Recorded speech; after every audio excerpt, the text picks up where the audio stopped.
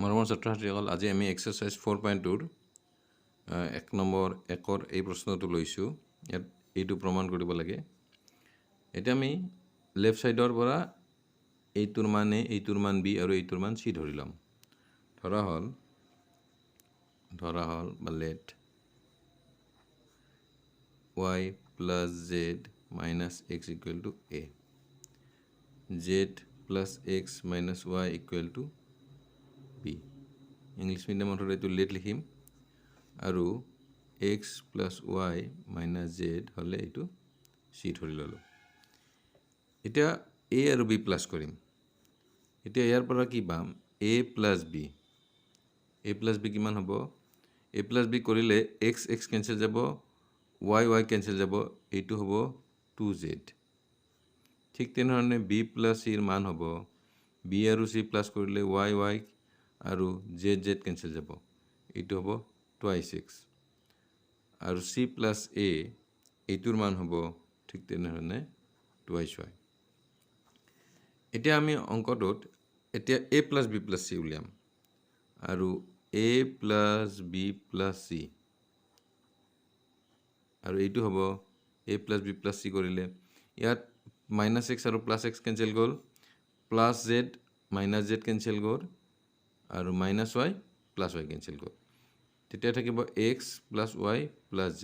গতিকে এইটো হ'ব x plus y plus z। এতিয়া আমি x plus y plus z ৰ ফৰ্মুলাটো আমি কি এতিয়া লিখি ল'ম। নাও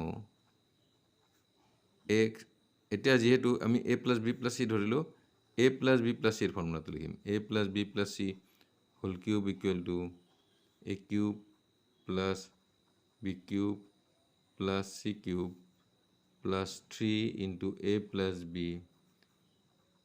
b plus c আৰু c plus a। এইটো হ'ল a plus b plus c whole cube ৰ ফৰ্মুলা। এতিয়া আমি ইয়াৰ পৰা চাই মানবোৰ বহুৱাম। a plus b plus c ৰ মান হ'ল x plus y plus z, এইটো হ'ল কিউব।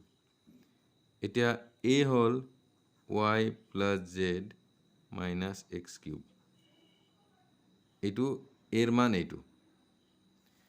ঠিক তেনেধৰণে b ৰ মান হ'ব z plus x minus y whole cube আৰু c ৰ মান হ'ব x plus y minus z whole cube plus 3। এতিয়া a plus b, এতিয়া a plus b ৰ মান হ'ল twice z,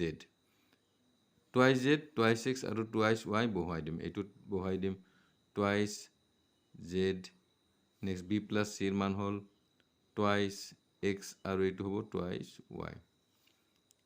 গতিকে মোটামুটি আমাৰ অংকটো হৈছেই x plus y plus z whole cube equal to হ'ব y plus z minus x whole cube plus z plus x minus y whole cube plus x plus y minus z whole cube plus ইয়াতে 3 দুগুণ 6, 6 দুগুণ 12, 12 দুগুণ 24 xyz।